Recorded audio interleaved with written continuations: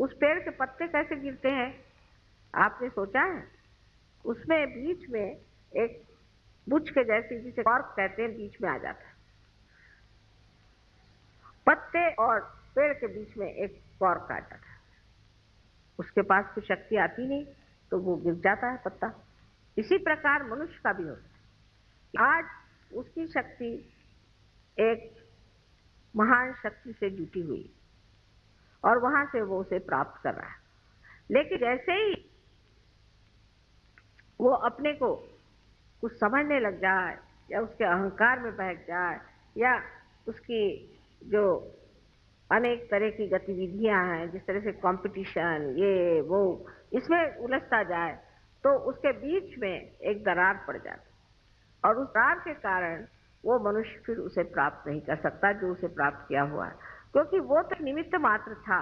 लेकिन जो शक्ति अंदर उसके अंदर बह रही थी वो शक्ति ही बीच में कट गई। जैसे कि अभी इसकी शक्ति कट जाए तो शायद मेरा लेक्चर ना बंद हो, पर ऐसे हो सकता है। इसलिए हमको एक बात को खूब अच्छे से जान लेना चाहिए कि हमारे अंदर जो शक्तियां जागृत हुई हैं और जो कुछ भी हमारे अंदर की विशेष स्वरूप की व्यक्तित्व को प्रकट करने वाली जो नई आभा हमें दिखाई दे रही है, इस शक्ति को हमें रोकना नहीं चाहिए। इसके ऊपर हमें यह नहीं सोचना चाहिए कि हम कुछ बहुत बड़े हो गए या हमने कुछ बहुत बड़ा पाया। दूसरी तरफ से ऐसा भी होता है कि जब ये शक्ति आपके अंदर जागृत हो जाती है, उस वक्त आप में एक तरह का उदासीपन भी आ सकता है। इस तरह का कि अभी दूसरे साहब तो इतने पहुंच गए, हम तो वहां पहुंचे नहीं, उन्होंने ये कर लिया, हमने ये किया नहीं, और हर तरह से आदमी उलझते जाता है। और उसमें कुछ लोग ऐसे भी होते हैं जो छोटी छोटी बातों पर ही अपने को दुखी मानते हैं, बहुत छोटी बातों पर। जैसे अब सबको बैग मिला, मुझको बैग नहीं मिला। जब हम गणपतिपुरे में, हमें बड़े अजीब अजीब अनुभव आए कि लोग आए कहने लगे कि माता जी हमको एक चीज का डब्बा दे दो। मैंने कहा भाई ये भी कोई तरीका हुआ। दूसरे ने कहा कि आपने मुझे इतना दिया लेकिन उसको नहीं दिया।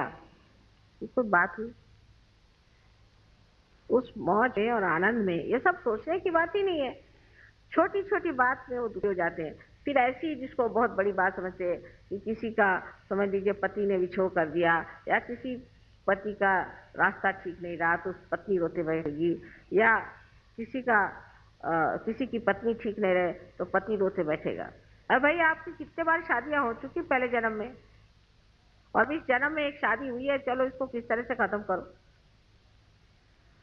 उसी के पीछे में आप लोग रात दिन परेशान रहो कि मुझ पे ये दुख आ गया, मेरे बच्चे का ऐसा हो गया, मेरे बच्ची का ऐसा हो गया, उसका ऐसा हो गया, उसका ऐसा हो गया।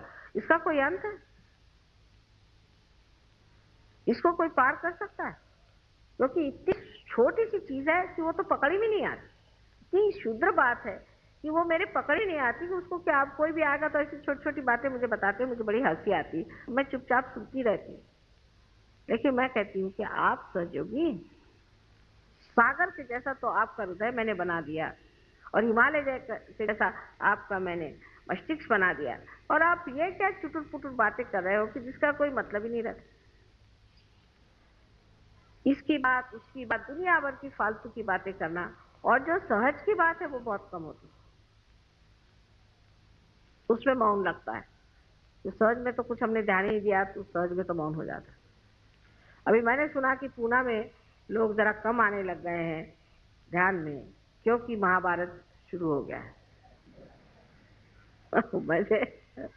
मैंने तो अभी तक देखा ही नहीं है महाभारत, जो एक देखा है वही काफी। अब देखने की क्या जरूरत है? अब अपने को दूसरा महाभारत करने का। अब वो महाभारत देखते बैठे हो। अबे ऐसा ही आपको महाभारत देखने का शौक है तो उसकी वो फिल्म मंगा लेना, देख लेना, लेकिन पूजा छोड़ करके और आपका सेंटर छोड़ करके आप महाभारत देखते हैं तो आपकी वो शक्ति कहाँ दिखेगी? वो महाभारत में चली गई। वो महाभारत होके हजारों वर्ष हो गए, उसी के साथ वो भी खत्म हो गई। तो ये जो मनोरंजन पर भी लोगों का एक बड़ा ध्यान रहता है, किस चीज से हमारा मनोरंजन हो, ऐसा ही हर एक चीज में मनुष्य उलझते जाता है।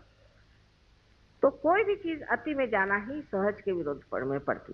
जैसे अब म्यूजिक का शौक है, तो अब म्यूजिक तो म्यूजिक, फिर ध्यान भी नहीं करने का, म्यूजिक में पड़े, वो मनोरंजन है। फिर कविता में पड़ गए तो कविता में उलझ गए। कोई भी चीज में अतिशयता में जाना ही सहज से विरोध में जाना है। इस बात को आप गांठ बांध के रखें। और दूसरी चीज कि जो हमारी शक्तियां, उनको सम्यक होना चाहिए, तभी हमें सम्यक ज्ञान मिलेगा, माने इंटीग्रेटेड नॉलेज। अगर एक ही चीज के पीछे में आप पड़े रहे और एक ही चीज को आप देखते रहे तो आपको इंटीग्रेटेड नॉलेज नहीं हो सकता है, आपको सम्यक ज्ञान नहीं हो सकता है, आपको एक चीज का ज्ञान होगा। अब जैसे मैंने देखा है कि बहुत सी लेडीज होती हैं, बड़ी पढ़ी लिखी होती हैं, बहुत बड़े से, पर कभी अखबार नहीं पढ़ती, उनको दुनिया में पता ही नहीं कि क्या हो रहा है।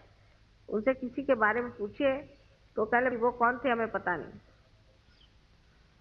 रहे आदमी लोग तो उनका ऐसा है कि उनको सिर्फ ये मालूम है कि कौन सा खाना अच्छा बनता है, किसके घर में अच्छा खाना बनता है, किसके घर जाना चाहिए अच्छा खाने के लिए। खाने के मामले तो हिंदुस्तानी बहुत ही ज्यादा उलझे हुए लोग हैं, बहुत ज्यादा।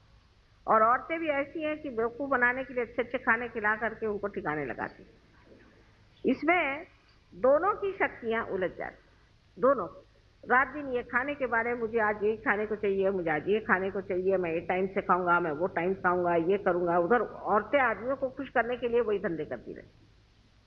उसमें औरतों की शक्ति भी नष्ट होती है और आदमियों की भी शक्ति नष्ट होती है। इसलिए मैंने ये तरीका निकाला है कि सहज योगियों को सबको खुद खाना बनाना नहीं।